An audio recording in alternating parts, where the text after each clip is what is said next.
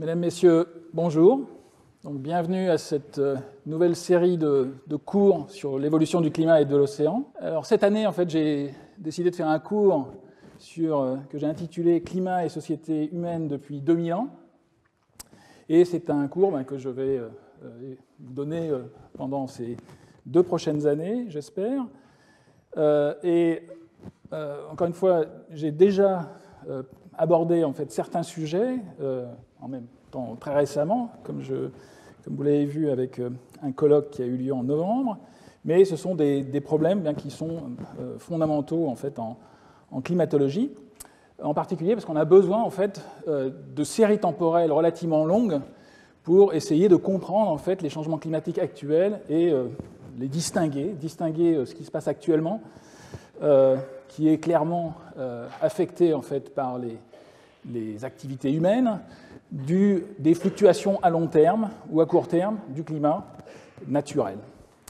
Alors, l'invention du thermomètre au XVIIe siècle a permis en fait de pouvoir avoir des séries temporelles en fait de changements de température, mais au-delà, en fait, il faut faire avec ce qui est disponible et essentiellement des perceptions qualitatives en fait de la température, du vent, de la pluie, des nuages, que l'on peut trouver à la fois dans des observations météorologiques. Ici, vous avez une page en fait d'un rapport d'observation météorologique de l'université de Cracovie qui date du XVIe siècle, avec des codes, mais encore une fois des choses qui ne sont pas tout à fait quantifiées.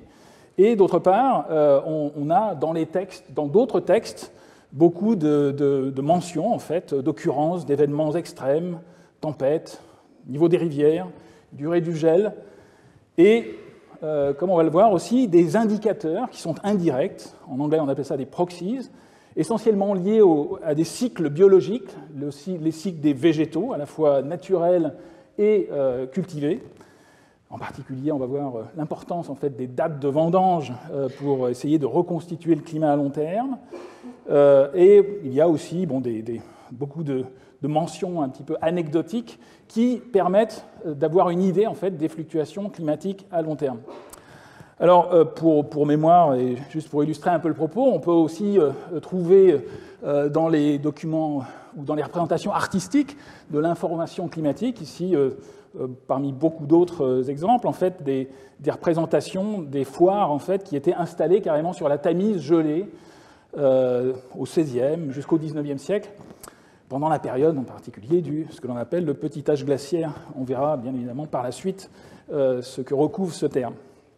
Alors, tout ce cours, en fait, je le dédie un petit peu aussi à mon ancien collègue du collège, Emmanuel Leroy-Ladurie, qui nous a quittés il y a un peu plus d'1 an maintenant, qui tenait la chaire d'histoire de la civilisation moderne au Collège de France et qui a été véritablement un des pionniers de l'histoire du climat, en particulier avec son ouvrage, son livre, publié dès 1967, Histoire du climat depuis l'an 1000, qui est donc un texte fondateur en fait, pour ces reconstitutions de paléoclimatologie, en particulier avec la vision de l'historien qui étudie les textes et qui aussi a utilisé notamment les dates de vendange pour reconstituer le climat, en particulier en France, depuis l'an 1000. Alors, comme vous le savez, j'ai déjà organisé, dans le cadre de mes enseignements, un colloque qui a eu lieu en novembre, dédié, encore une fois, en hommage à Emmanuel Leroy-Ladurie. Lors de ce colloque, en fait, nous avons fait un petit peu le bilan justement des collaborations et de cette thématique.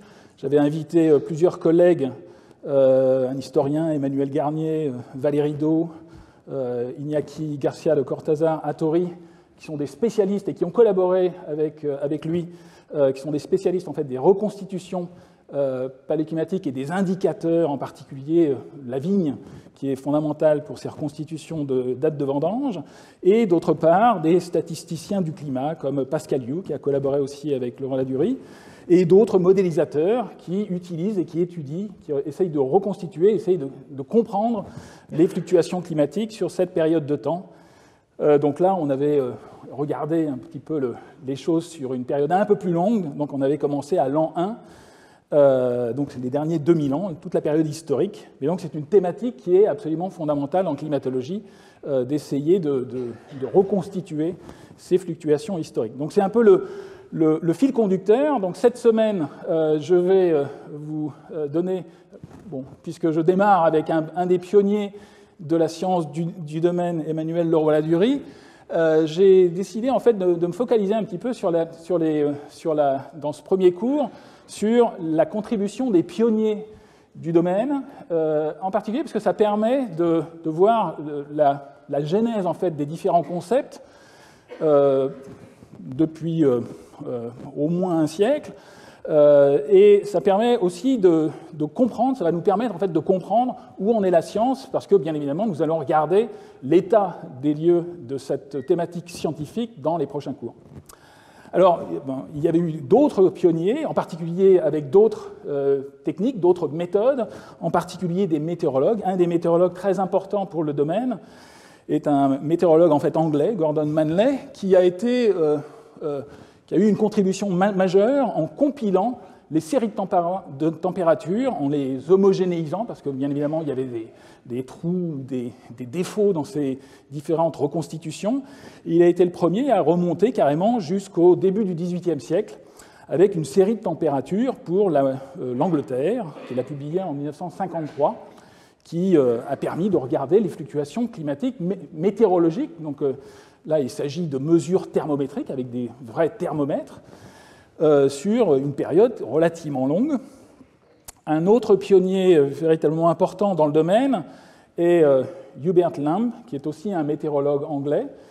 Lui était à l'université de Norwich, à East Anglia, enfin l'université d'East Anglia à Norwich plutôt, et il a été finalement le premier à proposer une reconstitution mixte en utilisant à la fois les mesures thermométriques de son collègue, mais en ajoutant aussi une partie, en étendant dans le temps, en proposant une extension dans le temps de cette courbe de température pour l'Angleterre à partir de proxy, d'indicateurs indirects qu'il a réussi à calibrer par rapport aux mesures thermométriques. Et donc il a pu proposer une première courbe de paléotempérature sur carrément le dernier millénaire. Ici, vous avez donc tiré de son travail qui a été publié en 1965 les courbes de température proposées à la fois pour la moyenne annuelle, l'été et l'hiver, qui remontaient carrément jusqu'à l'an 900,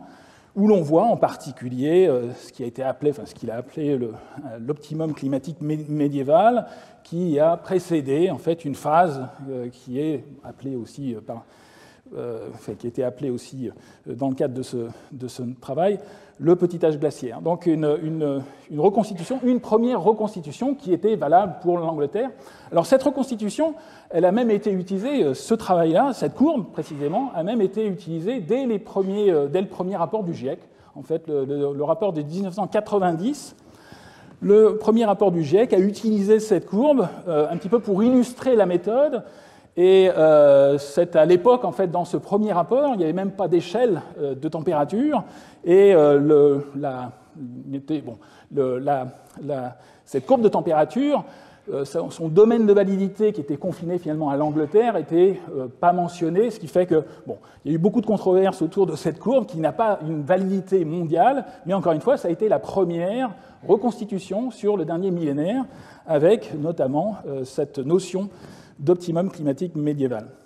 Alors, il y a eu d'autres pionniers, en fait, qui ont eu une grande importance pour le domaine. On peut remonter encore dans le temps, notamment un Allemand qui est un géographe qui s'appelle Eduard Brückner et qui a vécu donc au XIXe siècle et qui étudiait, en fait, il était très intéressé par plusieurs aspects, en fait, à la fois par les problèmes de glaciation, mais aussi par l'influence en fait du climat, des changements climatiques naturels de son époque et de leur influence en fait sur les récoltes, sur l'agriculture, en particulier en Allemagne, et il était notamment intéressé par l'influence de ces mauvaises récoltes ou de ces périodes de modification des sociétés sur les populations et en particulier l'émigration des Allemands vers les États-Unis.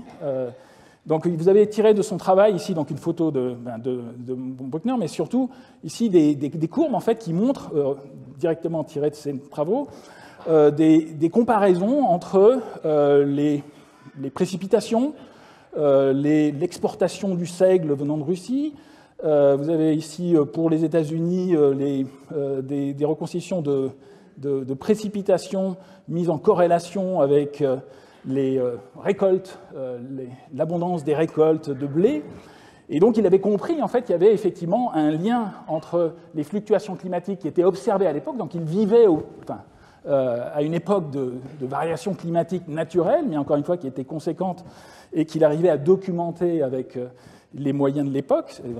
À cette époque-là, il y avait suffisamment de thermomètres pour avoir une vue précise des fluctuations météorologiques, mais ce qui l'intéressait encore plus, c'était l'impact en fait, sur la société, sur les sociétés humaines de son époque, en particulier en Allemagne.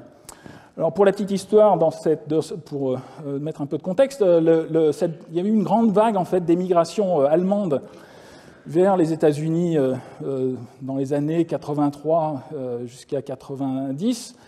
La petite flèche ici, c'est juste pour signaler l'émigration aussi, que parmi tous ces migrants vers les États-Unis, il y avait un certain Friedrich Trump, qui était en fait le grand-père, donc un migrant climatique, le grand-père en fait de Donald Trump à cette époque. Et donc, parmi tous les réfugiés climatiques qui fuyaient donc l'Allemagne,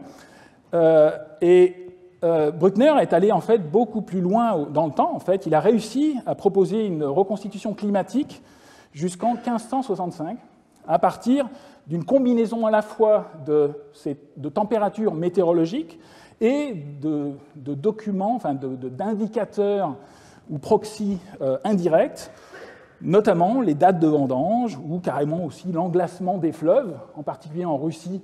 La navigabilité des fleuves était complètement tributaire de leur englacement, et donc ces informations étaient effectivement répertoriées et permettaient de remonter dans le temps. Donc ça, c'est directement, le travail, le résumé principal du travail de Bruckner qui a été publié en 1890, qui est un énorme livre justement sur ces fluctuations climatiques depuis 1700, mais en fait il va beaucoup plus loin que 1700, où il compare à la fois les températures météorologiques jusqu'en 1700, les précipitations, mais aussi les dates de vendange qui permettent de remonter dans le temps jusqu'à 1565, et la fréquence ou l'occurrence des hivers froids, ainsi que la navigabilité des fleuves russes.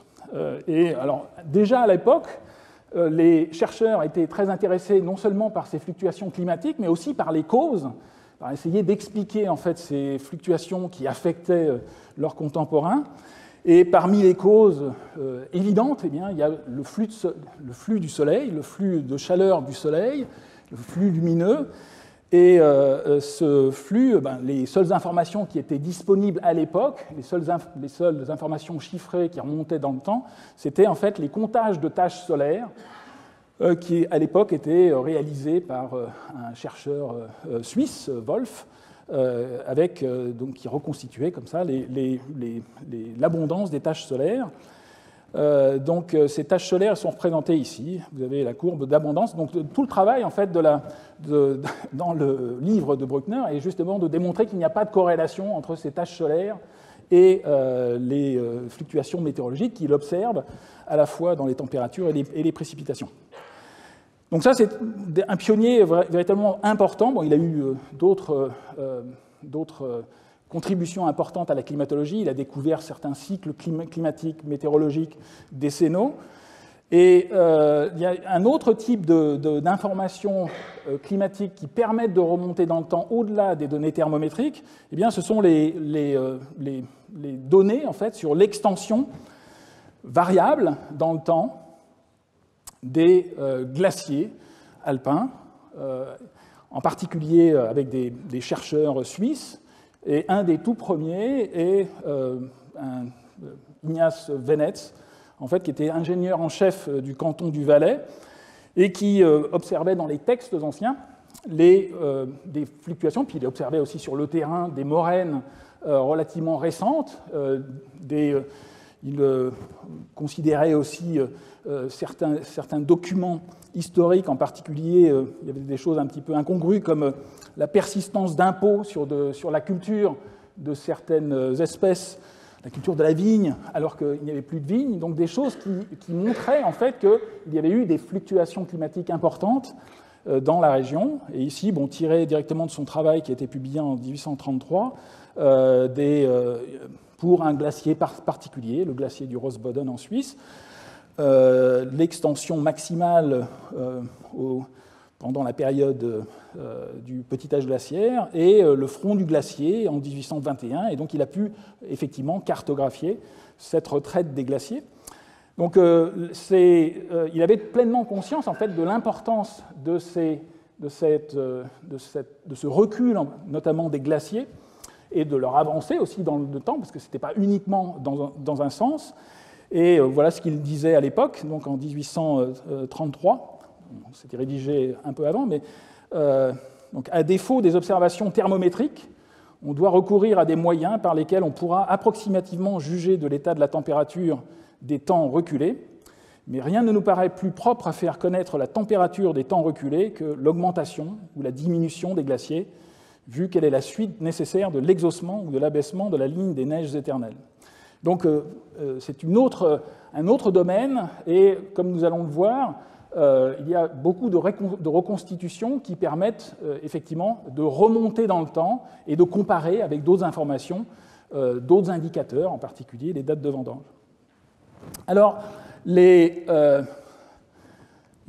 premiers chercheurs donc, qui essayaient de remonter dans le temps pour essayer de reconstituer une variabilité climatique à long terme, s'intéressaient aussi aux causes. Comme je vous l'ai dit, par exemple, Bruckner considérait aussi les taches solaires, parce qu'il avait bien conscience, tout le monde avait bien conscience en fait que la machine atmosphérique, le climat, sont complètement liés au flux du Soleil, au flux énergétique du Soleil. Donc c'est quelque chose qui a été tout à fait bien intégré. Mais il est important, en fait, justement, de revenir à d'autres chercheurs de l'époque qui interagissaient avec ces premiers paléoclimatologues pour avoir une compréhension de ce que l'on appelle maintenant le bilan radiatif terrestre et de la complexité justement de cette prise en compte des différentes composantes de cet équilibre radiatif. Alors, je vais juste faire quelques petits rappels qui sont fondamentaux justement en préambule de ces études sur ce que l'on appelle l'équilibre radiatif de la Terre. Donc, c'est des diagrammes que vous allez retrouver un peu partout. Ici, j'ai pris juste par commodité un graphique que j'avais publié dans ma leçon inaugurale, qui est tiré en fait des auteurs qui travaillent justement sur ces bilans radiatifs, en particulier Kiel et Trenbert. Les actualisations très récentes ne changent pratiquement pas les chiffres et je préfère utiliser une vue un peu esthétique. Donc, pour faire simple, en fait, il y a un équilibre terrestre entre le flux de chaleur qui provient en fait du Soleil, à peu près 342 watts par mètre carré, avec une partie qui est réfléchie, ce qu'on appelle l'albédo, donc il y en a à peu près un tiers qui repart dans l'espace, mais il y en a une fraction significative de ce flux lumineux qui va servir, entre guillemets, à réchauffer à la fois l'atmosphère, mais aussi la Terre. On a à peu près ici 170 watts par mètre carré qui vont en fait réchauffer la surface terrestre. Cette surface va être portée à une certaine température et, bien évidemment, il va y avoir une réémission, une émission de la Terre, des océans aussi, dans les infrarouges. Donc il ne s'agit pas du même rayonnement. On a ici un rayonnement essentiellement dans le visible. C'est pour ça que nous avons développé des yeux pour voir le rayonnement principal du Soleil. Donc les infrarouges que l'on ne voit pas, sont tout à fait importants pour comprendre le bilan énergétique de la Terre et en particulier de ce que l'on va voir, l'effet de serre. Alors, donc ce rayonnement infrarouge, il est réémis en particulier par la surface terrestre, il va être capté par l'atmosphère, réémis vers la surface terrestre, mais au final, le bilan, lorsqu'on fait le bilan de ce qui rentre et de ce qui sort, il est équilibré à long terme. On a à peu près 235 watts par mètre carré qui ressortent, et qui vont donc être compensés, et qui compensent, quand on fait la somme, de ce qui est réfléchi et de ce qui est réémis sous forme d'infrarouge, eh bien on retombe sur cette constante solaire, entre guillemets, qui est de l'ordre de 340 watts par mètre carré. Alors, la complexité des choses est bien plus grande, parce que, bien évidemment, ce diagramme, il faut tenir compte de contributions secondaires, notamment ce que l'on appelle la chaleur sensible, les échanges par conduction directe, les échanges de chaleur qui sont liés aussi aux transformations de phase de l'eau en particulier, ce qu'on appelle la chaleur latente. Mais encore une fois, ce sont des contributions qui sont secondaires en regard des contributions radiatives directes. Et il faudrait bien évidemment regarder les cas spécifiques de chaque latitude, chaque longitude, le cas de l'océan ou autre. Mais encore une fois, en moyenne globale, on a une compensation au cours du temps qui est tout à fait importante et qui est maintenant bien comprise. Alors, il faudrait aussi, pour regarder les détails, considérer aussi les choses en fonction de l'altitude. On a à la fois un flux solaire qui vient frapper la surface, mais on a un profil de température dans l'atmosphère qui varie en fonction de l'altitude, et avec un refroidissement en fonction de l'altitude. Et donc, bien évidemment, à toutes les altitudes, l'atmosphère va réémettre du rayonnement infrarouge qui va dépendre de cette température. Mais au premier ordre, on a véritablement une compensation entre ces deux termes. Le terme jaune, indiqué en jaune ici du visible, et le rayonnement infrarouge, qui est essentiellement un rayonnement qui est lié à cette réémission terrestre de corps noirs, on va dire, de l'ordre chauffé à une température moyenne de l'ordre de 15 degrés. Alors, très rapidement, il est important aussi de considérer les choses en fonction de la fréquence. Donc, ce sont des domaines, enfin des diagrammes qui sont bien connus et tout à fait bien caractérisés. Ici, vous avez juste un diagramme qui représente les émissions, le flux solaire incident visible et les émissions terrestres dans l'infrarouge en fonction de la longueur d'onde. Donc ici, vous avez un diagramme logarithmique qui exprime la longueur d'onde, avec d'une part ici le rayonnement visible, enfin le rayonnement du Soleil à gauche, avec cette courbe verte. Et l'essentiel en fait, du flux énergétique est dans le rayonnement visible. Donc ici, pour les courtes longueurs d'onde, on est dans les ultraviolets, on a le violet, ensuite jusqu'au rouge. Et le rayonnement en fait, terrestre, lui, il est essentiellement dans les infrarouges, au-delà de 4 microns, avec un maximum entre 10 et 20 microns. Donc une réémission qui va en fait compenser le flux incident. Alors, toutes ces notions sont bien comprises. Ce qui est important aussi, c'est qu'une partie du rayonnement infrarouge, comme on l'a vu, comme je vous l'ai montré sur le diagramme simplifié, une partie de ce rayonnement infrarouge qui est émis par la surface terrestre, qui est réchauffée par le rayonnement incident, va être absorbée par l'atmosphère, en particulier par les gaz atmosphériques. C'est ce qu'on appelle l'effet de serre. Donc ici, c'est un diagramme qui est complémentaire de celui que je vous ai montré juste auparavant, qui montre en fait, alors ici c'est représenté en fonction de la fréquence spatiale, c'est-à-dire l'inverse de la longueur d'onde. J'ai remis des longueurs d'onde ici, peu importe. Ici vous avez le spectre émis par la Terre, qui correspond à un corps noir, à l'émission d'un corps noir porté à la température de l'ordre de 15 degrés Celsius.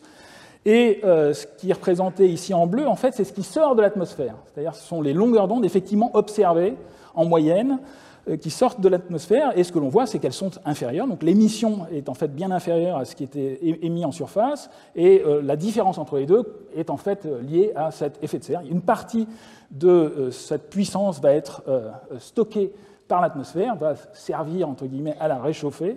Et en fait, en fonction des longueurs d'onde, eh bien, on observe des absorptions qui dépendent en fait, de la nature des gaz absorbants, en particulier l'eau, les gaz à effet de serre, la vapeur d'eau, le CO2, l'ozone, et encore d'autres. Donc on a des bandes d'absorption caractéristiques de ces différents gaz à effet de serre, mais l'important dans ce diagramme, c'est de bien avoir en tête qu'il y a une différence fondamentale entre les deux émissions, entre l'émission dans le visible pour les faibles longueurs d'onde, des longueurs d'onde beaucoup plus importantes pour les infrarouges et une absorption dans les infrarouges. C'est ça l'effet de serre qui a été compris au cours des derniers siècles. Donc alors pour revenir justement à l'histoire de la compréhension de cet effet de serre, je vais revenir en fait à la contribution de certains pionniers. Alors on pourrait croire en fait que ce domaine en fait de l'histoire des sciences est tout à fait figé et que c'est quelque chose dont on a fait le tour depuis longtemps. Et je vais essayer de vous convaincre en fait qu'il y a eu un peu de mouvement récemment, mais encore une fois qui, à mon avis, ne change pas grandement l'affaire. Et bon, il faut mentionner des choses importantes, en particulier que la première publication d'expérience sur le rayonnement solaire a été publiée dans un journal, dans le journal de Paris. Donc c'est le tout premier document, le tout premier article scientifique sur les premières expériences sur le rayonnement solaire et sur en fait l'effet de serre. Cette publication en fait date de 1784, donc dans le journal de Paris, dans la section de physique du journal de Paris, qui n'existe plus, et elle a été publiée par un pionnier, Horace Bénédicte de Saussure, qui était un naturaliste qui vivait à Genève. Alors à l'époque, Genève était indépendante, c'était une ville indépendante. Elle a été annexée à la toute fin de la vie de Saussure. Il est devenu français puisque la France a annexé Genève, je crois, en 1798. Donc à la toute fin de sa vie, il était français. Mais ensuite, Genève est devenue suisse en 1815 et quelques. Donc, mais encore une fois, à l'époque, les Genevois publiaient effectivement dans le journal de Paris. Et donc ce texte décrit de façon assez détaillée le dispositif qui a été inventé par Bénédicte de Saussure, qui était en fait le premier panneau solaire où il avait emboîté en fait plusieurs caisses, notamment 3 caisses. C'était son outil principal, des caisses qui étaient très bien isolées avec du liège, fermées par des vitres, par des verres, et avec des thermomètres placés dans les différents interstices entre les différentes boîtes. Et donc, ce qu'il a appelé un héliothermomètre permettait en fait de capter le rayonnement solaire incident et de le piéger. Donc c'est ça qui l'intéressait.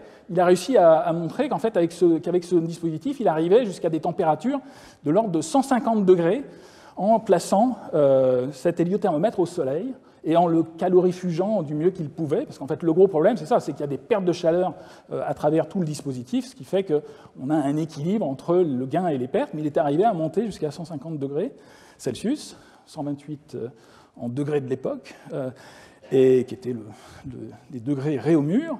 Et alors, ce qui est intéressant, c'est que de Saussure ne parle pas d'effet de serre. En fait, à aucun moment, et d'ailleurs ce sera vrai pour d'autres pionniers, il ne parle pas d'effet de serre, mais ce qui est assez amusant, c'est que Saussure fait le parallèle avec un carrosse, en fait, parce que les carrosses étaient vitrés, et il parle d'un effet de carrosse, où les gens se plaignaient probablement parce qu'il faisait trop chaud dans les carrosses, et c'était lié justement à cet effet de concentration du flux solaire dans les carrosses. Et l'autre aspect des choses, c'est que de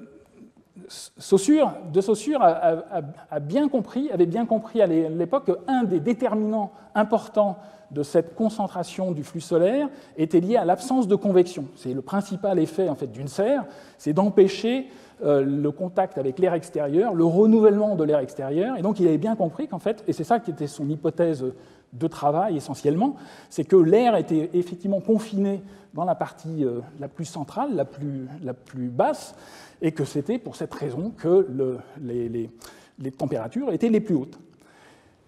Alors, on va voir qu'en fait, les choses, il n'avait pas compris complètement l'effet de serre, en particulier parce qu'il avait une notion de la différence entre le flux solaire incident et les flux de chaleur normaux, comme on le verra par la suite, mais il n'avait pas de notion très importante sur la distinction entre les flux d'infrarouge et notamment le fait que malheureusement pour lui, en fait, les infrarouges, en fait, ce qu'il n'avait pas compris, c'est que les infrarouges étaient aussi piégés à cause du verre à vitre. En fait, c'est ça le problème.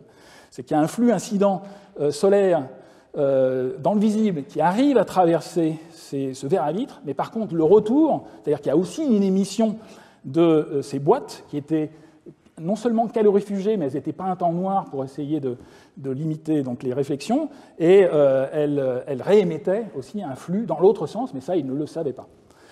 Alors, de Saussure a eu d'autres contributions à la fois en glaciologie, ça a été un alpiniste, ça a été le deuxième à monter sur le Mont Blanc, donc tout à fait conséquent, et il a eu d'autres contributions à la climatologie. C'est l'inventeur en particulier de ce qu'on appelle l'hygromètre à cheveux, qui a été utilisé en fait pendant pratiquement 2 siècles par les météorologues. L'élongation des cheveux féminins essentiellement, parce qu'il en fallait des longs, a été très utilisé comme outil de météorologie, donc à calibrer en fonction d'autres données, mais c'est un outil qui a été inventé par de Saussure. Et par contre, la contribution majeure en fait, qui malheureusement pour Saussure n'est pas arrivée avant ses expériences, eh bien, elle est venue en fait d'Angleterre, et on la doit à William Herschel, qui est un astronome anglais, mais en fait au départ c'était un Allemand en fait. Il s'appelait Wilhelm Herschel. C'était d'abord, quand il a émigré vers l'Angleterre, il était musicien professionnel, c'était un jeune musicien professionnel, et il s'est pris de passion en fait pour l'astronomie. En amateur, il a découvert Uranus, ce qui l'a directement propulsé comme étant un astronome majeur. Il a eu beaucoup de contributions, et notamment, une de ses principales contributions, ça a été de découvrir le rayonnement infrarouge, avec un dispositif qui est...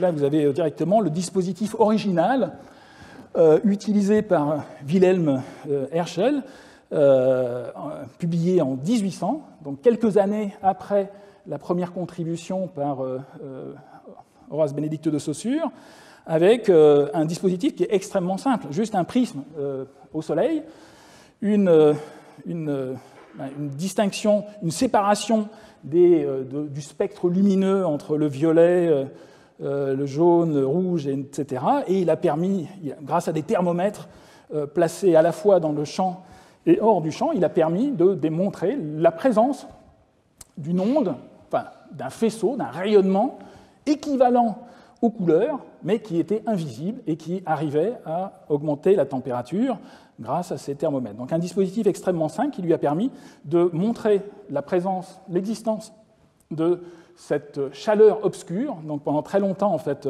ce rayonnement électromagnétique infrarouge a été baptisé la chaleur obscure, mais on doit à Herschel justement cette découverte. Alors il est allé beaucoup plus loin, c'est-à-dire que les travaux qu'il a publiés entre 1800 et 1810 sont très complets, et il a en particulier beaucoup étudié non seulement le flux d'infrarouge solaire. En fait, comme je vous l'ai montré au départ, l'essentiel du flux lumineux est plutôt dans le visible. Les infrarouges solaires sont relativement peu conséquents au point de vue de leur puissance, et ils sont très limités aussi au point de vue de leur longueur d'onde. Mais par contre, ensuite, il a carrément appliqué les mêmes séries de manips d'optique pour montrer en fait que la nature du rayonnement infrarouge était similaire à la nature du rayonnement lumineux, avec ici des représentations tirées de ses travaux d'expériences d'optique, justement, sur la focalisation du flux infrarouge provenant d'une cheminée, enfin d'un feu de cheminée, ou carrément d'un bloc de métal non lumineux, c'est-à-dire que porté à une certaine température, qui présentait les mêmes propriétés d'optique. Donc les titres généralement des papiers de Herschel sont très très longs, mais ils sont complètement explicites, c'est-à-dire qu'on peut résumer même la contribution, comme vous le voyez. Donc là c'est Experiments on the solar and on the terrestrial rays that occasion heat, with a comparative view of the laws to which light and heat, or rather the rays which occasion them, are subject in order to determine whether they are the same or different. Donc vraiment tout est là. Il essaye de montrer en fait que les infrarouges sont de même nature, et en même temps voir quelles sont les différences. Alors il a été le premier en fait à proposer un spectre. il est allé même plus loin, donc à proposer même un spectre de puissance, finalement, du rayonnement lumineux solaire, à la fois pour le rayonnement visible, en ayant des estimations qualitatives ou semi-quantitatives du flux lumineux. C'est ce qui est représenté ici avec les différentes couleurs, donc red jusqu'à violet. Donc là, c'est l'échelle des abscisses, c'est directement la distance, une mesure de distance sur sa paillasse, avec son dispositif et son prisme qui était directement utilisé. Donc il n'y avait pas d'échelle de longueur d'onde, il n'était pas conscient ou il n'y avait pas de mesure de longueur d'onde, de notion de la nature ondulatoire, mais encore une fois, il avait une mesure directement de cette réfraction sur la table de mesure qu'il avait inventée. Et d'autre part, ici, directement avec les mesures de température, aussi un spectre pour les infrarouges. Alors Herschel était aussi très intéressé par les aspects climatiques, c'est-à-dire qu'il était à la fois astronome, il a découvert les infrarouges, mais il a tout de suite compris aussi que ça avait une importance pour expliquer les fluctuations climatiques, et il était intéressé aussi par les liens entre le Soleil et le climat, et il a été pratiquement le premier, je crois, à essayer de regarder des corrélations entre le prix du blé en Angleterre et l'abondance, les séries de taches solaires, qui sont en fait les seules, au-delà des données astronomiques relativement récentes, ce sont les seules données documentant l'activité solaire, donc avec des comptages de taches solaires qui avaient commencé à partir du début du XVIIe.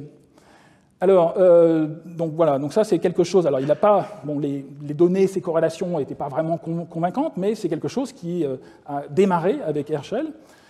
Et alors, il n'avait pas tort sur certains aspects. Il avait compris en fait que les taches solaires, c'était des surfaces, c'était des zones qui étaient plus froides en fait.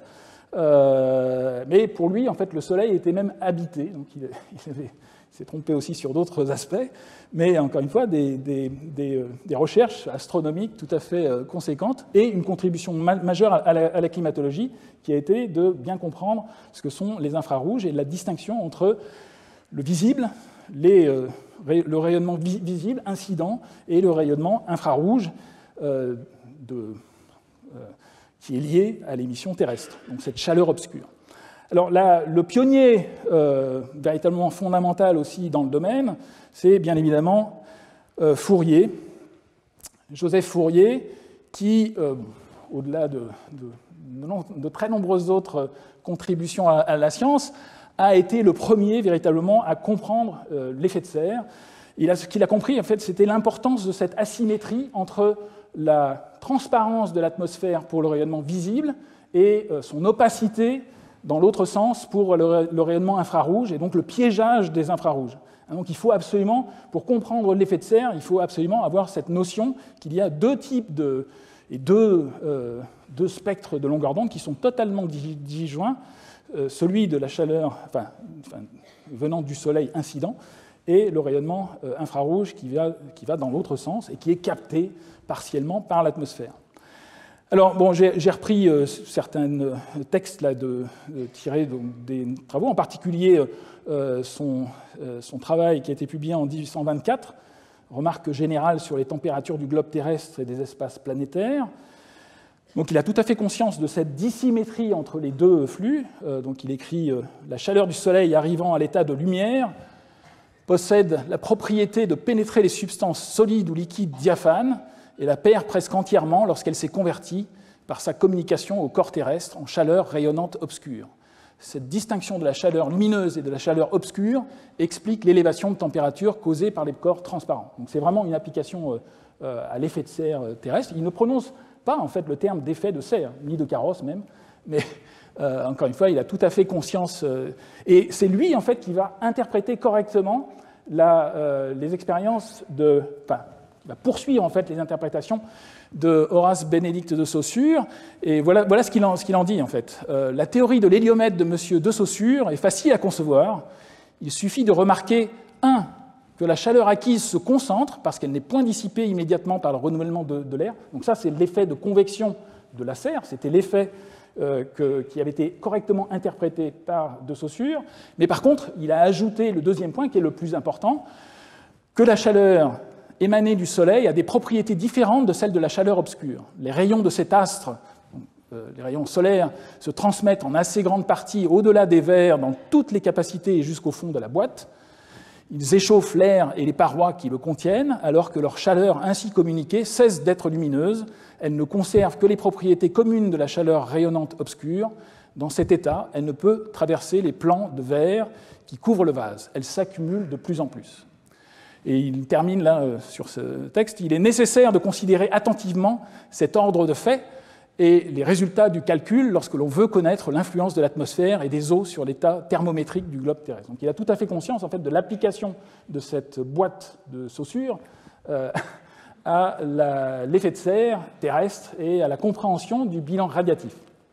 Alors un autre pionnier français qui a suivi et qui a complété les travaux de Fourier, c'est Claude Pouillet, qui lui est l'inventeur d'un... Alors il était à la fois sur les problèmes théoriques, mais aussi sur les problèmes de mesure. Donc il est l'inventeur d'un outil qui s'appelle le pyréliomètre, qu'il destinait à la mesure en fait, du flux calorifique solaire, donc, pour savoir quelle était l'énergie qui nous venait à peu près, et qui était supposée comme constante, ce qu'on a appelé pendant très longtemps la constante solaire.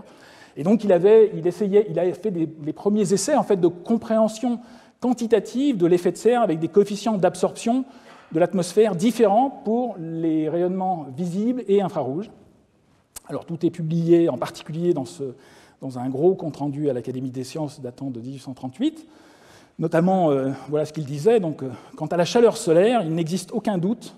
On sait qu'en traversant les substances diathermanes, elle est moins absorbée que la chaleur qui provient des différentes sources terrestres dont la température n'est pas très haute.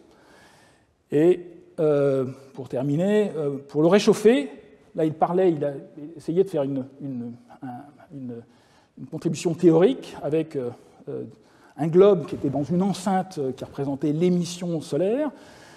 Il suffit que le globe terrestre soit protégé par une enveloppe diathermane douée de la double propriété d'absorber seulement la moitié de la chaleur émise par la surface de l'enceinte, donc le Soleil, et d'absorber au contraire les 9/10 environ de la chaleur émise par la surface du globe.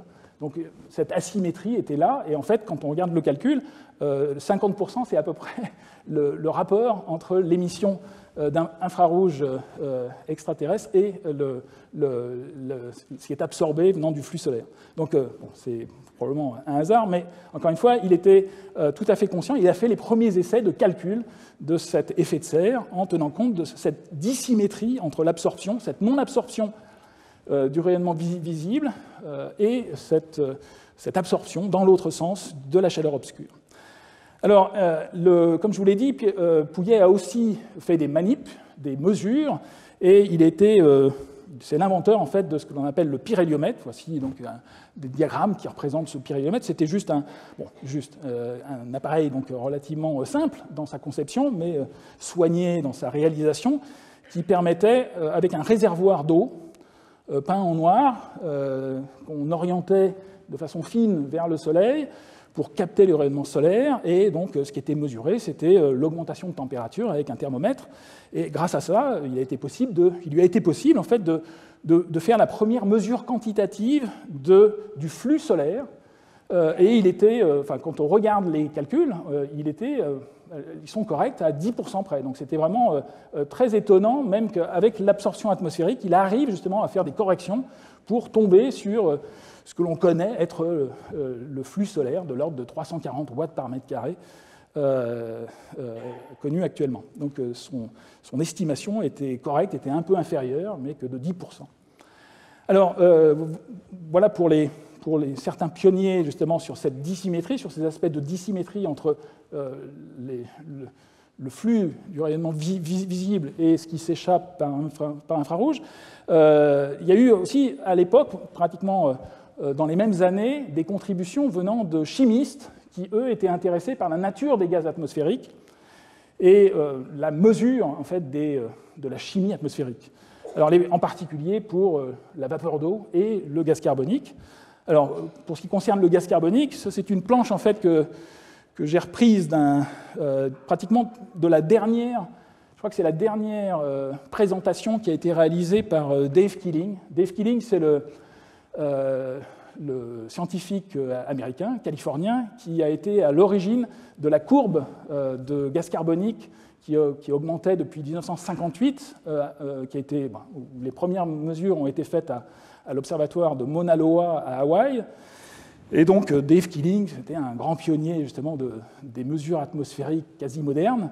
Donc il est décédé en 2005, mais c'était probablement sa dernière grande conférence. Et donc les choses n'ont pas tellement changé. Il attribuait les premiers essais en fait, de mesure de la teneur atmosphérique en gaz carbonique, on les doit à un Allemand, donc Alexander von Humboldt, et à toute une série. Alors les premières estimations étaient très approximatives et très fausses en fait.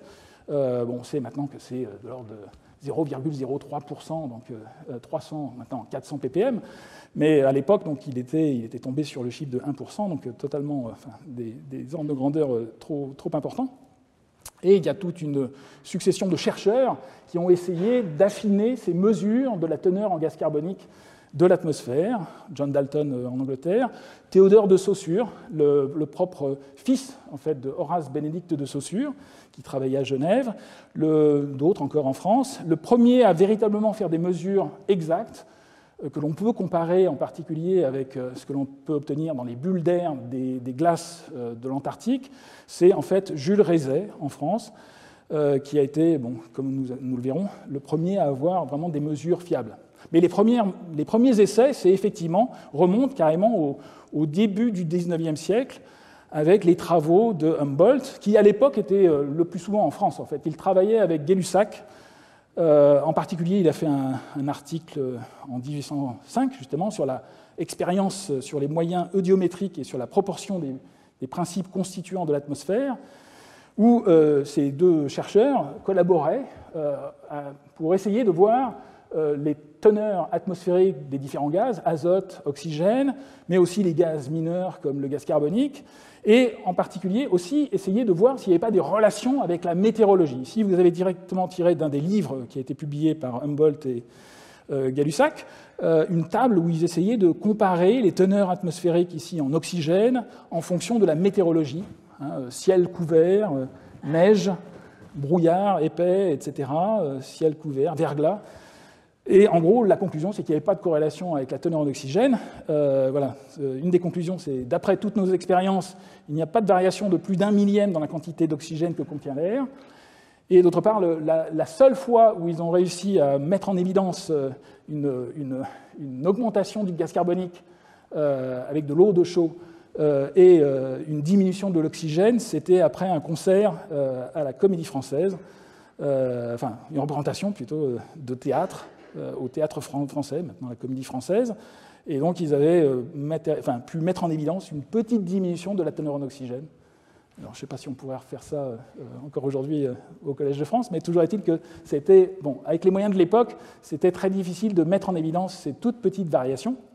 Encore une fois, le premier véritablement à faire des mesures justes et précises, ça a été Jules Rézet, avec un appareil avec dans ce cas-là, ce n'était pas de l'eau de chaux, c'était de l'eau de baryte, un barboteur qui lui a permis en fait, de faire ces mesures, et il a pu faire des mesures un peu partout. Il avait, je crois, conscience en fait, de la pollution des villes, donc en fait, il essayait de faire ces mesures à l'extérieur. Il a fait l'essentiel de ces mesures autour de Dieppe, et il a obtenu une teneur qui est encore tout à fait correcte et qui est valable quand on la représente en fonction du temps. À l'époque, il y avait 294 ppm en 1872, donc un petit peu au-dessus de la teneur pré-industrielle, mais on est très en dessous de la teneur actuelle, qui est de plus de 400 ppm à l'heure actuelle. Donc tout ça a été publié ici aussi dans les comptes rendus en 1880, donc une contribution importante. Un des pionniers aussi que l'on doit mentionner pour tous ces aspects de relation entre le climat, l'effet de serre, les changements à long terme, c'est un autre Français qui s'appelle Jacques-Joseph Ebelmain, qui était professeur à l'École des mines de Paris, qui est mort prématurément, à moins de 40 ans, et qui était directeur aussi de la manufacture royale des porcelaines de Sèvres. Et aux porcelaines de Sèvres, en fait, il faisait aussi de l'expérimentation. Il a fait beaucoup d'expérimentation en métallurgie. C'était un métallurgiste, et il a fait beaucoup de synthèse de minéraux, en particulier l'émeraude, le rubis, le péridot, le spinel. Beaucoup de pierres précieuses ont été synthétisées par Ebelman. Mais en plus, il était très intéressé, bon, c'était un peu comme un hobby, par les problèmes de cycle du carbone à très long terme.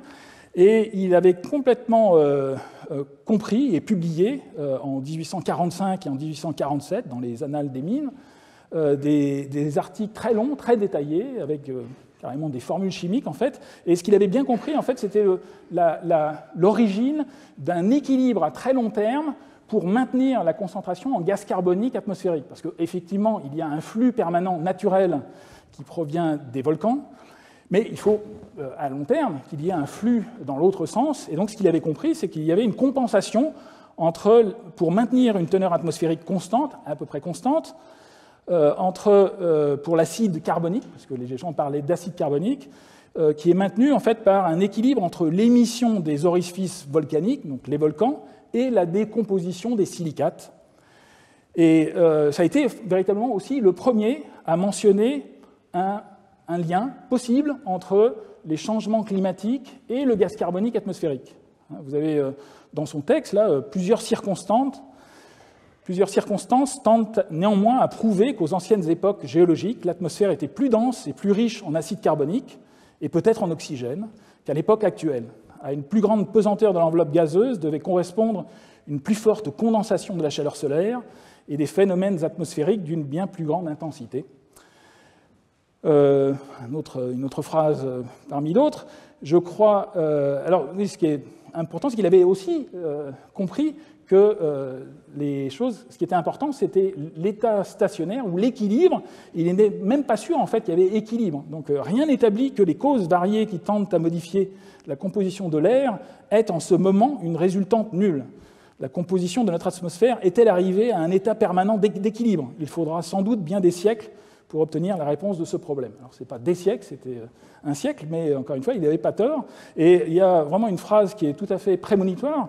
Je crois qu'il y aurait un grand intérêt à déterminer la quantité d'acide carbonique contenu dans l'air, ce qui fournirait à l'histoire naturelle du globe une donnée des plus importantes pour le présent et surtout pour l'avenir. Donc c'est vraiment étonnant de voir que déjà en 1845, il avait pleinement compris que le gaz carbonique était un gaz important. Bon, il y avait tous les travaux qui ont été réalisés par d'autres, mais il y avait une compensation et que probablement ça avait affecté les climats anciens, en particulier avec des climats plus chauds en raison d'une plus grande densité de l'atmosphère en gaz carbonique. Et donc ce qu'il avait lui compris, c'était un des termes, le terme principal du cycle du carbone à très long terme, c'est l'équilibre qui est maintenu entre le CO2 issu du volcanisme et le pompage du gaz carbonique atmosphérique par l'érosion des roches, l'érosion chimique, ou l'altération chimique des roches. Donc voilà ce qu'il en disait. La formation des roches ignées est accompagnée du dégagement d'un gaz, CO2, que précipitera et que fixera la destruction des mêmes roches. Donc il est allé même très loin, c'est-à-dire qu'il a véritablement compris en fait que les minéraux primaires, en particulier les feldspaths, étaient altérés à cause du gaz carbonique et de l'eau atmosphérique en argile, et que donc c'est ce mécanisme en fait qui était responsable du pompage atmosphérique du gaz carbonique, qui partait ensuite à l'océan, enfin, d'abord dans les rivières et ensuite à l'océan sous la forme de bicarbonate dissous.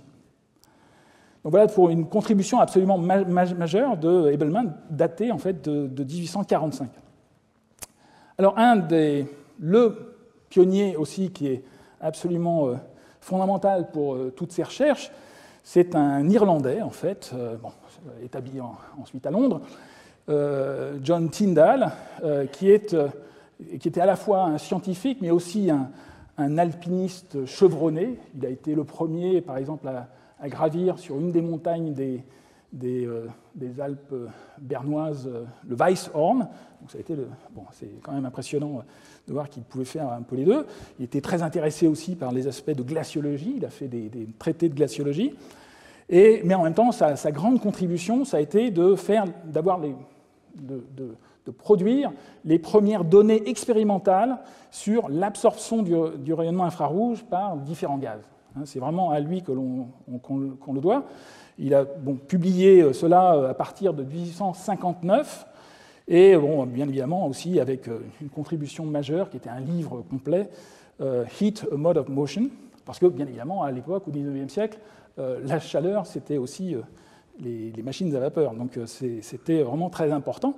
Et donc ce qu'il a montré, John Tyndall, c'est que les gaz diatomiques simples, donc les gaz principaux de l'atmosphère, comme l'oxygène, l'azote, l'hydrogène aussi, mais bon, ce n'est pas un gaz atmosphérique, sont transparents au rayonnement infrarouge, c'est-à-dire qu'ils ne l'absorbent pas, mais par contre les gaz, ou les molécules plus complexes, il n'avait pas fait de relation avec les vibrations de ces des différentes liaisons, mais il avait montré justement que pour l'eau, la vapeur d'eau, le gaz carbonique, le méthane, l'oxyde nitreux, ou protoxyde d'azote, pour l'ozone aussi, que l'absorption augmentait linéairement en fonction de la concentration ou de la pression dans l'enceinte confinée, et que cette augmentation linéaire, que la pente était une caractéristique du composé, mais qu'au-delà, il y avait un phénomène de saturation, au-delà d'un certain seuil.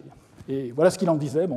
Il avait aussi, lui, compris l'importance, en fait, de cette absorption atmosphérique, de cette absorption des infrarouges par les gaz présents dans l'atmosphère pour expliquer les climats de la Terre, et en particulier en Angleterre. Donc voilà ce qu'il en disait. En ce qui concerne la Terre comme source de chaleur, j'estime qu'au moins 10% de son émission est interceptée dans les 10 premiers pieds au-dessus de sa surface. Ce fait unique témoigne de l'énorme influence que cette nouvelle propriété de la vapeur d'eau doit avoir pour les phénomènes en météorologie. Alors, il était effectivement très focalisé sur la vapeur d'eau, mais il a fait des mesures aussi montrant le même effet pour le gaz carbonique. Cette vapeur d'eau est une couverture encore plus indispensable pour la végétation de l'Angleterre que les vêtements ne le sont pour un homme. Ôtez pendant une seule nuit d'été cette vapeur d'eau de l'air qui baigne nos contrées, et vous détruiriez assurément toutes les plantes sensibles à la gelée. Voilà, donc quelqu'un qui a à la fois fait de l'expérimentation précise et qui a eu une compréhension véritablement fondamentale sur cet effet de serre qui est lié à l'absorption de certains gaz atmosphériques, pas tous, et essentiellement des gaz présents à l'état de traces ou composants mineurs de l'atmosphère. Alors, le spectrophotomètre de Tyndall, il est représenté sur cette planche, qui est directement tirée de son travail publié ici en 1861. Donc, le premier travail qui a été publié, c'est en 1859, ensuite 1861,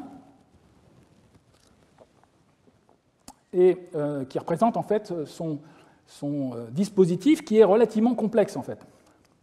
Et bon, il y a certains éléments qui sont intéressants à considérer, en particulier donc l'enceinte principale, dont la photo est donnée ici, et ce long tube dans lequel le gaz est confiné.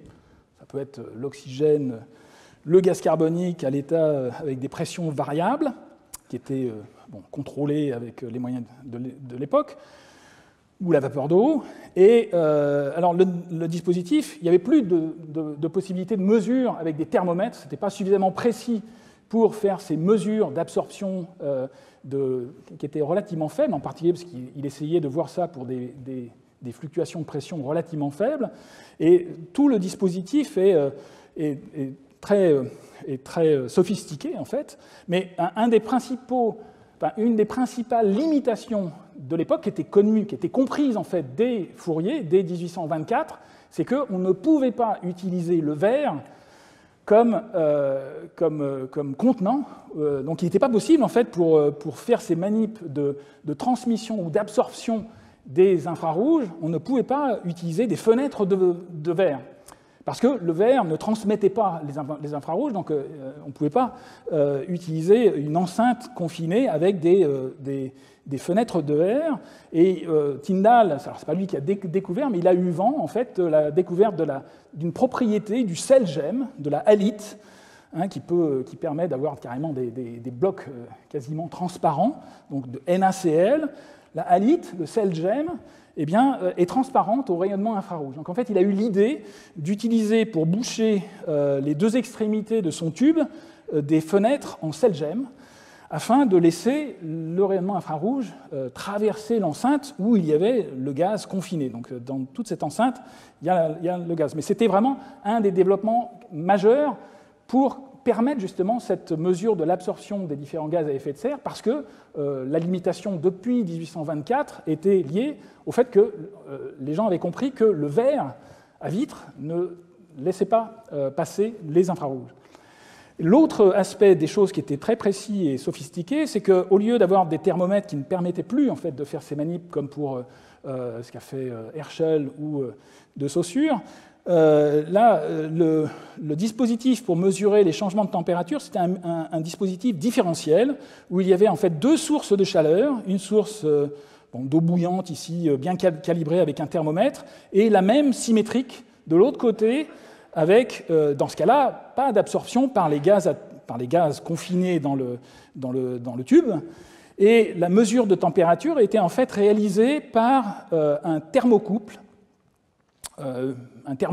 bismuth-antimoine qui permettait en fait de générer un courant à cause d'une différence de température liée au déséquilibre entre la transmission, entre les deux températures observées de chaque côté, une après absorption et l'autre directe du même cube émetteur d'infrarouge, donc une symétrie et donc une mesure différentielle. Et ce qui était mesuré, c'était non pas une différence de température, mais directement une mesure de courant grâce à un galvanomètre, donc un dispositif qui est relativement sophistiqué et qui lui a permis, dès 1861, à faire ces manips d'absorption en fonction de la pression pour les différents gaz atmosphériques.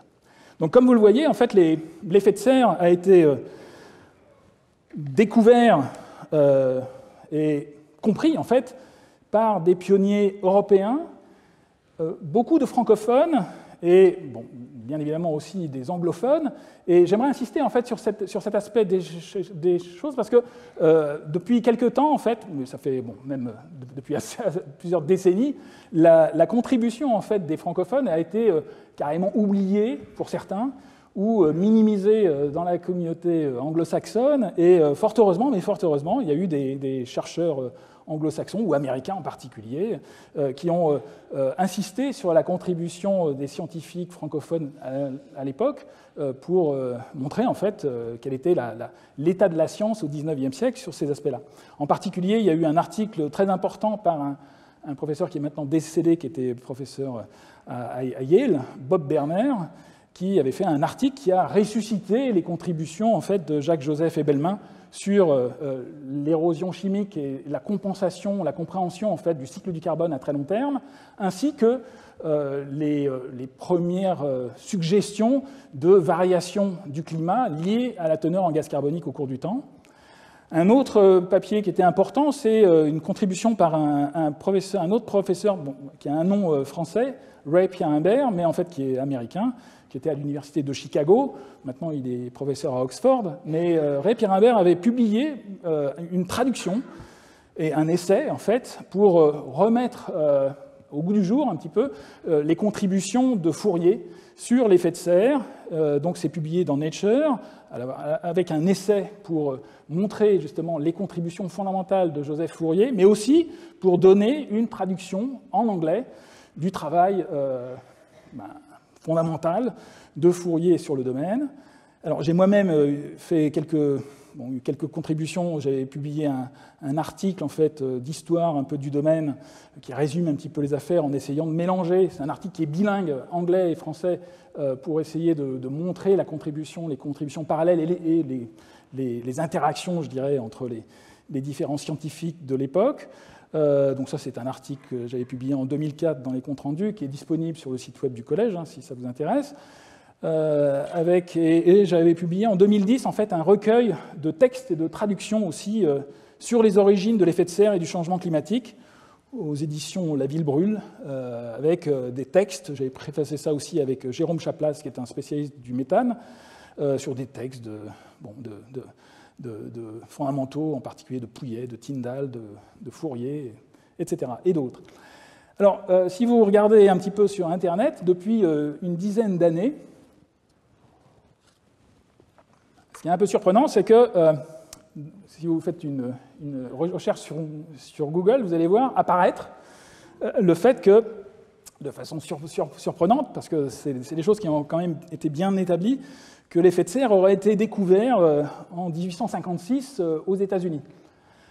Alors en fait, tout est parti d'un article de 2011, donc juste après l'édition de notre livre, là, mais bon, ça n'a aucune corrélation, qui a été publié par un ingénieur retraité d'une compagnie pétrolière américaine dans un journal de l'Association américaine de géologie pétrolière, qui a remis, et depuis, qui a proposé justement cette contribution américaine d'invention, de découverte de l'effet de serre en 1856.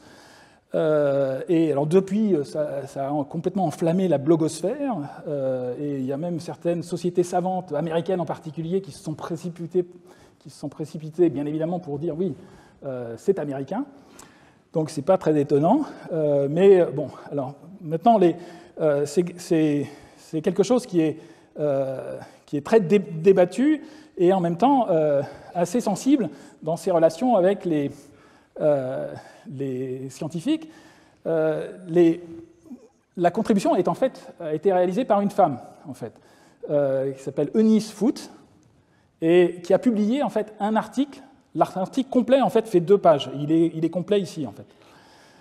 Donc c'est un article relativement court qui a été publié en 1856, qui s'appelle Circumstances Affecting the Heat of the Sun's Ray.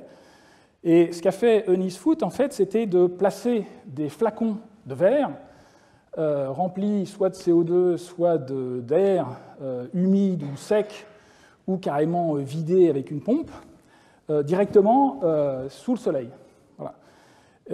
Alors ça, bon, et elle a la clairvoyance en fait d'expliquer un peu et de montrer qu'il y a des différences de température avec ou sans CO2 et autres. Et elle va jusqu'à proposer qu'une atmosphère de ce gaz, donc elle parle du gaz carbonique, donnerait à notre Terre une température élevée. Et si, comme certains le supposent, à une époque de son histoire, l'air s'y était mêlé dans une plus grande proportion qu'à présent, une augmentation de température due à sa propre action, ainsi qu'une augmentation de poids, aurait nécessairement dû en résulter. Donc elle avait aussi conscience de l'implication de ces observations ou de ces extrapolations sur le climat de la Terre. Alors en plus, Eunice Foote était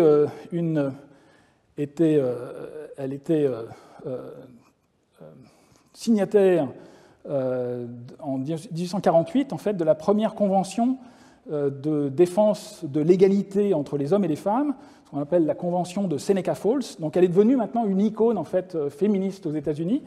Mais à cause de cela, les gens ont bien évidemment aussi extrapolé en exagérant, à mon avis, l'implication en fait, de ce travail qui est contenu sur cette page, en fait, en particulier parce qu'il y a 2 problèmes essentiellement, qui sont que ce qu'elle avait fait, c'est essentiellement mettre sous le soleil, donc sous le rayonnement visible, en 1856, des flacons de verre contenant différents gaz, mais elle n'avait pas du tout conscience en fait, que l'effet de serre, qui était travaillé depuis 1824, toute la communauté était complètement focalisée sur les infrarouges, sur le fait que l'important pour expliquer l'effet de serre, c'était l'absorption des infrarouges et pas l'absorption du visible, qui n'était justement pas important. Donc il n'est même pas sûr en fait, qu'elle était au courant, parce qu'elle était complètement isolée à Seneca Falls, elle n'avait pas probablement conscience même de la distinction entre infrarouge et rayonnement visible, en tout cas elle ne le mentionne pas. Et donc, pratiquement, elle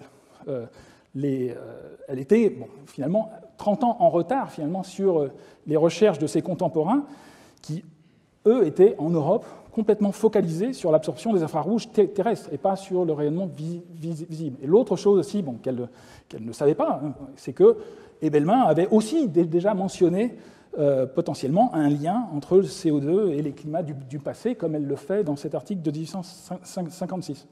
Donc alors ce qui s'est allé relativement loin, parce qu'en fait, donc elle ne mentionne pas les infrarouges, mais certains sont allés beaucoup plus loin. En particulier, il y a un auteur californien qui soutient même que Tyndall aurait en fait copié sur Foote, qu'il aurait eu vent des manips, des expérimentations réalisées par l'américaine, et que ça lui aurait servi pour ses travaux.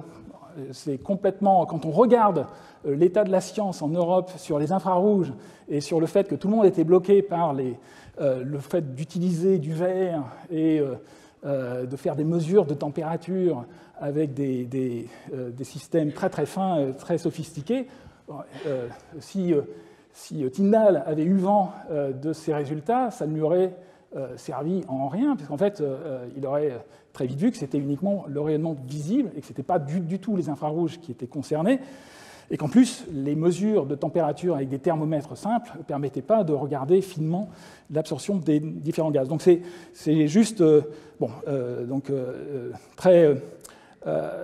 très exagéré et très faux en fait de prétendre que Tyndall se serait servi de ses travaux. Et alors, le contexte est assez chargé, parce qu'en fait, il est très clair que la reconnaissance de la contribution des femmes en sciences, c'est vraiment une cause très importante. Mais là, il ne s'agit vraiment pas d'un cas de spoliation. C'est-à-dire qu'il n'y a clairement pas, personne n'a spolié Eunice Foot de sa découverte. Et en fait, ce que cela reflète, c'est plutôt l'impossibilité d'une femme ou d'un scientifique isolé du milieu scientifique de contribuer au progrès de la science. Elle avait aucun contact avec les Européens qui étaient complètement focalisés depuis plus de 30 ans sur l'absorption des infrarouges, et donc elle a travaillé de façon totalement isolée, avec des thermomètres peu précis. Et tout ce qu'on peut dire, enfin c'est mon opinion, c'est que Foot aurait pu contribuer au progrès sur l'effet de serre, et que c'est effectivement bien dommage en fait qu'elle ait été empêchée en tant que femme d'y contribuer. Mais donc elle n'a pas découvert l'effet de serre comme certains le prétendent aux États-Unis, et elle n'a certainement pas été copiée par Tyndall pour construire son fameux spectrophotomètre différentiel extrêmement complexe.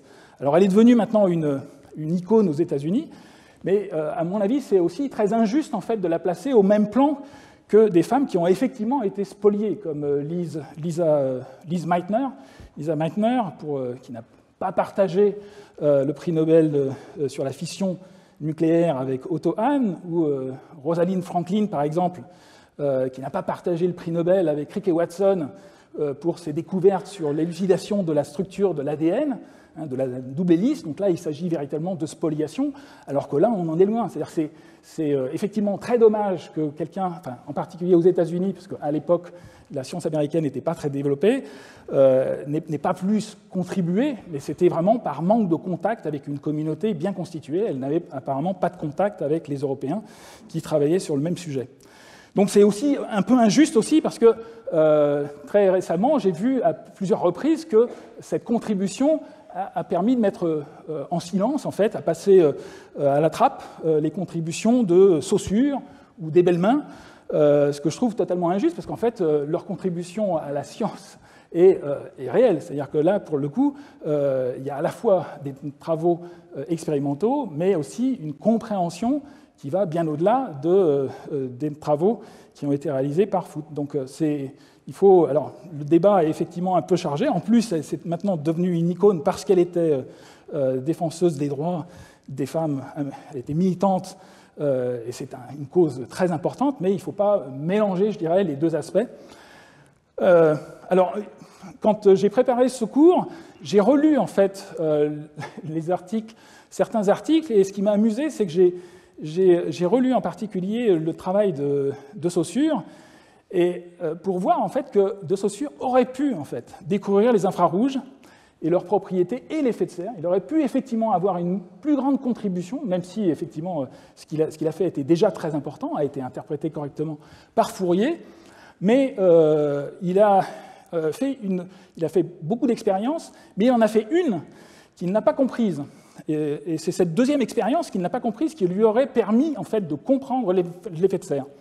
Donc ça, c'était juste le texte où il mentionne le carrosse. Voilà. C'est un fait connu, et sans doute depuis longtemps, qu'une chambre, un carrosse, une couche sont plus fortement réchauffés par le soleil lorsque les rayons passent au travers des verres ou de châssis fermés que quand ces mêmes rayons entrent dans les mêmes lieux ouverts et dénués de vitrage. Donc là, on voit très bien que pour lui, c'est essentiellement l'effet de la convection qui est importante, mais l'expérience qu'il n'a pas du tout comprise, c'est la suivante.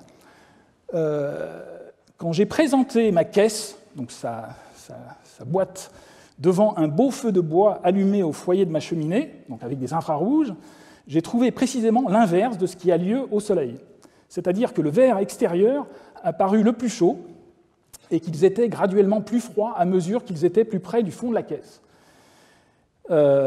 Et il ajoute, ce résultat n'étonnera nullement ceux qui connaissent la différence. Il avait pleinement conscience en fait, qu'il y avait une différence entre les deux types de rayonnement, mais il n'a pas compris en fait, l'importance que ça avait justement sur cette différence de comportement entre la boîte au soleil et la boîte devant une source d'infrarouge, de chaleur normale.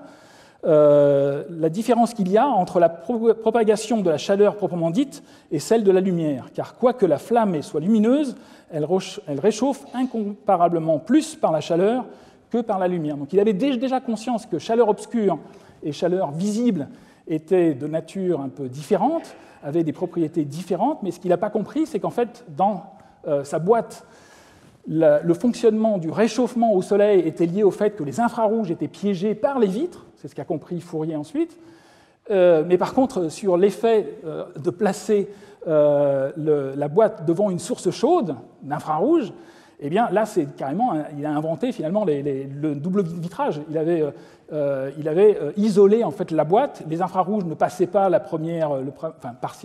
ne passaient que partiellement la première barrière, la première vitre, pour ensuite être de plus en plus atténuée, et donc la température diminuait en fonction de la distance par rapport à la surface de la boîte. Et donc, s'il avait pu comprendre en fait cette double propriété, cette propriété différente qu'ont les infrarouges et le rayonnement visible vis-à-vis du vitrage, il aurait pu proposer une deuxième explication qui a été proposée par Fourier quelques décennies après. Alors, les Américains ont eu quand même d'autres contributions que celle de Foote. La première véritable grande contribution justement sur ces aspects, on la doit à un astronome américain qui était professeur à Pittsburgh, directeur d'un observatoire qui est maintenant dans Pittsburgh, qui a inventé en fait ce que l'on appelle le spectrobolomètre, qui permettait justement des mesures de température très très fines, encore plus fines que celles qui avaient été réalisées par Tyndall avec son thermocouple différentiel. Là, il s'agit de thermistance qui permettait de faire des mesures extrêmement précises de petits changements de température. Et l'anglais, donc, avec ce spectrobolomètre, a mesuré, en fait, pour une fois, le spectre solaire complètement, ainsi que le spectre de la Lune, et des objets chauffés à différentes températures. Et il a réussi à obtenir des spectres, donc il a publié ici en 1886, aux États-Unis. Donc ça, c'est une vue en fait de son laboratoire, de cet observatoire. C'est la coupe du bâtiment avec le trajet de réflexion, enfin du chemin optique de ces rayons qui sont analysés. Alors il y avait aussi un prisme pour pouvoir décomposer la lumière ainsi que les infrarouges. Ce prisme était aussi en NaCl, en sel gemme. Donc pas en verre, parce que ça permettait justement d'analyser les infrarouges, en particulier, il l'a fait pour le spectre lunaire. Et donc on lui doit finalement la première représentation exacte en fait, des deux spectres, le spectre solaire et le spectre terrestre, qui sont effectivement disjoints en fonction de leur longueur d'onde. Donc les longueurs d'onde longues sont à droite, vers la droite, et donc on a le spectre solaire ici et le spectre terrestre qui est beaucoup plus aplati. Donc ce sont des données en fait, qui ont été utilisées. Alors l'anglais avait compris aussi que ça avait une importance en climatologie, mais bien qu'il soit, il était d'abord astronome. Et en fait, c'est Arrhenius qui a été le premier à... c'est un grand chimiste suédois. Il a eu le prix Nobel en fait, pour ses travaux sur la dissociation des électrolytes en solution aqueuse. On lui doit aussi ce qu'on appelle la loi d'Arrhenius sur la variation de vitesse des réactions chimiques en fonction de la température. Donc c'était une célébrité, mais en même temps, il a eu une contribution majeure en climatologie parce qu'il a été finalement le premier à calculer, à envisager et même à calculer l'augmentation de température qui résulterait d'une augmentation du gaz carbonique atmosphérique. En particulier un doublement de gaz carbonique. Donc il a publié ça en 1896, donc à la toute fin du XIXe siècle. Et pour ce faire, il a même utilisé les données de transmission atmosphérique ou d'absorption atmosphérique en utilisant en supposant en fait que la Lune avait une température à sa surface qui était à peu près similaire à la Terre, et que le rayonnement ou le spectre lunaire était lié uniquement à l'absorption de la colonne atmosphérique. Donc en fait, il a utilisé les résultats de Langlais sur le spectre lunaire pour les extrapoler à l'absorption de l'atmosphère terrestre. Et le problème, c'est que bon, il a eu beaucoup de chance parce qu'en fait, ses calculs montraient, en fait, il a pu calculer qu'un doublement de gaz carbonique se traduirait par un réchauffement de l'ordre de 5 degrés, ce qui est à peu près compatible encore avec les projections compilées par le GIEC. Alors à l'époque, il n'y voyait pas mal, hein, il était même plutôt positif, mais bon, comme il était en Suède, c'est clair qu'il avait une perspective un peu différente d'autres pays, mais voilà ce qu'il écrivait. Nos descendants, même après de nombreuses générations, pourraient vivre sous un ciel plus doux et dans un environnement naturel moins austère que celui qui est le nôtre à l'heure actuelle. Mais bon, encore une fois, quand on regarde le calcul, alors c'est quelque chose qui a été fait en particulier par un collègue du LMD, enfin du laboratoire de météorologie dynamique, du Fresne, qui a publié ça dans son HDR en 2009, bon, et puis il y a eu d'autres contributions ensuite. Il y a eu beaucoup de chance, en fait. Arrhenius, il y a eu beaucoup de chance parce qu'il y a eu une compensation d'erreurs. Le spectre qui était fourni par Langlais n'allait pas au-delà de 15 microns. Ça, c'est le spectre qu'Arrhenius a utilisé en rouge. Et le véritable spectre d'absorption bien connu actuellement pour ces longueurs d'onde, pour les infrarouges, est montré ici en noir. Donc en fait, il n'avait pas en particulier les grosses absorptions du gaz carbonique au-delà de 15 microns. Il n'y avait pas de données à l'époque, donc il n'y avait pas de données au-delà de 15 microns. Il n'y avait pas de séparation véritablement entre l'effet du CO2 et du méthane. Il avait négligé aussi des contributions importantes, en particulier du méthane et de l'oxygène, et de l'ozone, pardon. Et en plus, dans ses calculs, il utilisait un modèle à une couche atmosphérique, ce qui ne rend pas compte, en fait, ça ne permet pas de faire des calculs exacts, parce que pour effectivement calculer l'effet de serre terrestre, il faut absolument avoir un modèle multicouche, pour tenir compte justement des changements de température en fonction de l'altitude et le fait que les infrarouges émis à des températures plus froides vont être inférieures.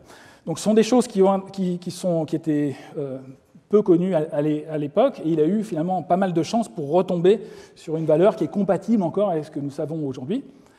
Mais donc une utilisation de ces données américaines. Alors pour revenir justement aux États-Unis, et revenir aussi à ces reconstitutions climatiques, puisque, encore une fois, ce qui nous intéresse, ça va être non seulement de comprendre les causes des changements. Là, bon, Arrhenius a été le premier véritablement à se projeter, et à faire des calculs sur les conséquences de l'activité humaine, mais d'autres chercheurs, en particulier aux États-Unis aussi, ont essayé de reconstituer les variations climatiques au cours du temps. Et une des contributions importantes est venue encore d'un astronome qui est à la toute fin, enfin, qui a fait une grande partie de sa carrière au XIXe siècle, mais qui a publié au tout début du XXe, qui est Andrew Douglas, qui lui était astronome et prof à l'université de l'Arizona, à Tucson. Il a fondé même un observatoire, donc il y avait avec un télescope géant à l'époque qui a été installé en 1922, mais en projet secondaire, il essayait en fait de reconstituer la variabilité du Soleil au-delà des informations données par les taches solaires, par les comptages de taches solaires qui remontaient que jusqu'au début du XVIIe siècle. Et une de ses idées, ça a été d'utiliser les cernes d'arbres. Il a essayé de rechercher les cyclicités du Soleil dans l'épaisseur des cernes d'arbres. Alors, il ne les a pas vraiment trouvées. En fait, ce qu'il a découvert, c'est plutôt un outil pour faire de la climatologie. Parce qu'en fait, ce qu'il a constaté, c'est qu'au lieu de trouver ce cycle de 11 ans ou des cycles encore plus longs, liés complètement au Soleil, eh bien, il a trouvé en fait que le déterminant principal, en tout cas pour les arbres qu'il utilisait et qu'il observait, dont il a compté et mesuré les épaisseurs de cernes, étaient complètement liés à la météorologie, en particulier pour la zone de l'Arizona, de l'État de l'Arizona, ce sont essentiellement les précipitations qui déterminent la croissance de ces arbres. Donc, donc il a publié ça en 1908, Weather Cycles in the Growth of Big Trees, et ensuite avec un autre article plus conséquent, d'où j'ai tiré ce graphique, qui est la première reconstitution dendroclimatique utilisant les anneaux d'arbres comme indicateurs, au même titre que des indicateurs comme les dates de vendange peuvent être utilisés pour remonter dans le temps. Donc c'est la première étude véritablement qui a permis de faire ça, et on la doit à un astronome qui cherchait le Soleil dans les anneaux d'arbres, qui ne les a pas trouvés, mais qui a fait de la climatologie à la place. Donc le diagramme est même très intéressant parce qu'en fait il montre des graphiques. Ici vous avez un graphique avec deux courbes. D'une part la pluviométrie, les rain ici, et d'autre part l'épaisseur des cernes d'arbres, indiquée avec le trait noir solide. Et on voit qu'il y a une tendance à long terme, en fait. Et en fait, il explique que la tendance à long terme, elle est liée au stockage dans les nappes de l'eau, et qu'en fait, il faut corriger de cette tendance, il faut détendancer les séries temporelles dendroclimatiques, chose qui est faite maintenant de façon standard. Alors, il y a d'autres raisons pour lesquelles les arbres aussi présentent des variations à long terme. Donc maintenant, toute la dendrochronologie ou dendroclimatologie est réalisée sur des séries qui sont détendancées, mais le graphique qu'il obtient en corrigeant justement de la tendance à long terme, lissée, est le graphique du bas qui montre une correspondance quasi parfaite entre les observations basées sur les anneaux d'arbres et les enregistrements météorologiques des précipitations, de la pluviosité au niveau de l'Arizona. Donc c'est quelque chose, donc il a inventé la dendroclimatologie en voulant faire de l'astronomie. Ici vous avez une photo de Douglas, donc, qui est décédé en 1962, mais qui a vécu une grande partie au XIXe siècle, devant un énorme séquoia. Et en fait, très rapidement, pour revenir justement à la contribution des historiens et pour fermer un petit peu le bal, aujourd'hui, ces résultats importants découverts par un astronome américain ont été très rapidement utilisés par d'autres, en particulier par un Américain professeur de géographie à l'université de Yale, qui est Ellsworth Huntington, qui a été le premier véritablement à rechercher des cycles climatiques et pour expliquer l'histoire des sociétés humaines. En fait, ça a été vraiment son chantier principal. Et il a commencé en fait, à publier dès 1913, en particulier un article où il propose une reconstitution paléoclimatique qui est fondée sur 450 séquoias. Ici, on le voit devant un séquoia géant de Californie, dont il a compté et mesuré la taille des anneaux pour faire de la dendroclimatologie, comme Douglas l'avait montré quelques années auparavant. Donc, le premier papier en 1908 de Douglas, et l'application pour faire vraiment de l'histoire des sociétés date donc de 1913, et aussi son livre beaucoup plus conséquent, Civilization and Climate, en 1915. Mais ce qui est représenté ici, c'est un graphique, bon, encore une fois, qui est assez original, donc il n'est pas très joli, mais qui représente en fait la moyenne sur 450 séquoias de l'épaisseur des cernes d'arbres en fonction du temps sur 3000 ans, avec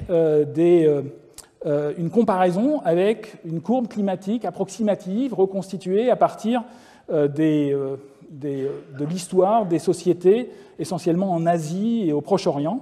Et donc il voulait voir dans ces corrélations en fait, des cycles climatiques pour expliquer l'essor, le recul ou carrément l'effondrement de certaines sociétés, certaines civilisations antiques, en Syrie, en Égypte ancienne, en Grèce, Rome, etc. Il regardait aussi précisément certains événements humains comme les épidémies. Donc vraiment quelque chose qui est étonnamment moderne, parce qu'il y a vraiment maintenant toute une communauté scientifique d'historiens qui regardent les déterminismes climatiques, qui ne se trompent pas, parce qu'encore une fois, il ne faut pas non plus exagérer, mais il est clair qu'il y a aussi un rôle des changements environnementaux sur nos sociétés, en particulier comme on le voit maintenant, mais c'est quelque chose qui a débuté véritablement en 1913-1915, au début du XXe siècle, avec les travaux de cet Américain, pour ensuite prendre plus d'ampleur.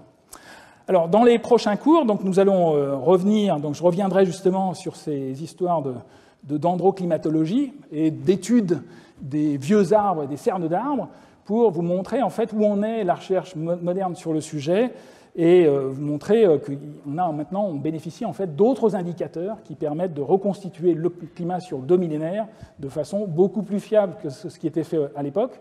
Mais encore une fois, c'était à mon avis important de replacer les choses dans le contexte parce qu'en regardant d'où viennent les idées, on voit modestement aussi que les idées sont un peu toujours les mêmes, mais qu'il y a quand même un progrès indéniable, en tout cas sur les indicateurs et sur la compréhension des phénomènes. Voilà, je vous remercie de votre attention.